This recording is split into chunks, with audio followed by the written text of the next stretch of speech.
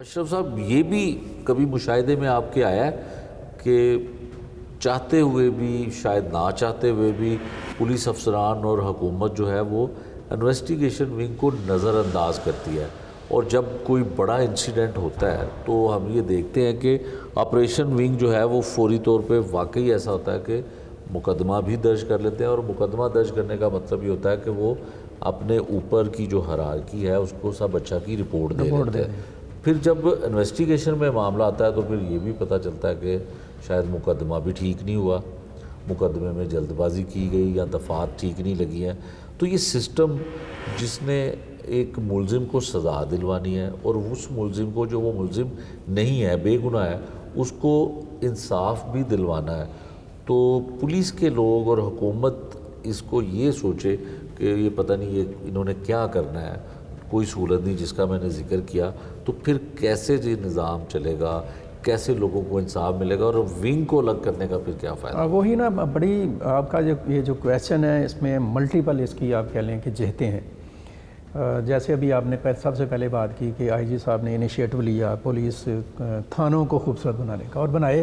نظر آتے ہیں، ہم جاتے ہیں تو بڑا اچھا امپریشن پڑتا ہے، بڑی سی بلڈنگ ہے، یہ ہے وہ ہے۔ لیکن ایک بات ذہن میں رکھنی چاہیے، ہمارے جو ڈاکٹر عثمان ہے، بڑے انیشیٹو بہت زیادہ انہوں نے لیے ہیں، کام بھی کر رہے ہیں، متحرک ہیں، لیکن اور یہ سمجھتے ہیں ایک بات جو بنیادی حیثیت رکھتی ہے نا مجاہد، وہ یہ ہے کہ بلڈنگ کے خوبصورت ہونے سے زیادہ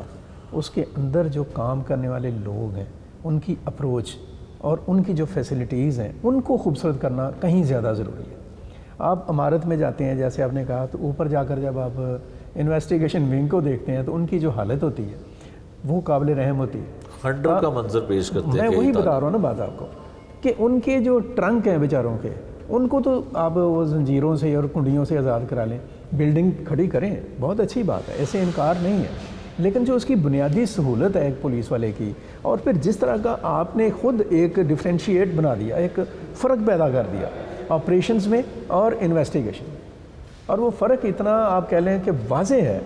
یہ کوئی ایسا کوئی چیز نہیں کہ ہڈن معاملات ہیں، پولیس ڈپارٹمنٹ اس کو بہت اچھی طرح سمجھتا ہے، ڈاکٹر عثمان بھی اس کو جانتے ہیں اور سمجھتے ہیں، انویسٹیگیشن کے جو اعلیٰ حکام ہیں اور آپریشنز کے جو اعلیٰ حکام ہیں وہ بھی جانتے ہیں۔ آپ کو پتہ ہے، آپ دیکھیں گے اگر ہم تو فیصل کامران ہیں، وہ دیکھ رہے ہیں آپریشنز کو،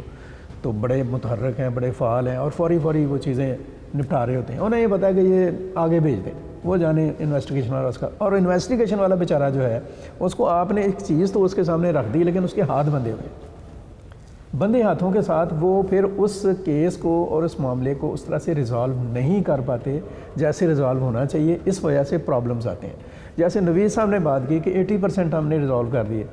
اب 80% اور 20% کی جب ہم اس کو کنورٹ کریں گے نا فگرز میں، تو پتہ چلے گا کہ ہزاروں ابھی پینڈنگ میں پڑے ہوئے ہیں۔ ٹھیک بات ہے۔ تو لوگوں کے مسائل جو ان سے وہ سامنے ہیں، لوگوں کو انویسٹیگیشن میں بڑا اس کو کیئرفلی دیکھنا پڑتا ہے، ایک ایک بندے کے معاملے کو، حالانکہ یہ سب سے زیادہ امپورٹنٹ ہے، بہت سینسٹیو ونگ ہے۔ یہاں کے لوگ جو ان سے ہیں ان کو ہیومن سائیکالوجی کا پتہ ہونا چاہیے، انہیں سوشل جو ٹرینڈز ہیں، نارمز ہیں، ان کے اوپر ان کی گرپ ہونی چاہیے، ان کو جسے کہہ لیں ویسے ان کی ٹریننگز ہونی چاہیے انویسٹیگیشن کے پوائنٹ آف ویو سے، ان کو فنڈز ملنے چاہیے اس لحاظ سے، جیسے آپ نے کہا کہ ان کی گاڑی میں اگر پیٹرول ہی نہیں ہے تو ان بیچاروں نے موومنٹ ہی اگر نہیں کر پانی ہے تو کیس کیسے کہاں پہ سالو ہوگا، اور اگر وہ کہیں ہوگا بھی تو اس میں بہت سارے پرابلمز ہوں گے، بہت ساری خرابیاں ہوں گی جو اینڈ تک جسے کہہ لیں کہ سزا اور جزا تک کے معاملات پر اثر انداز ہوتی ہیں۔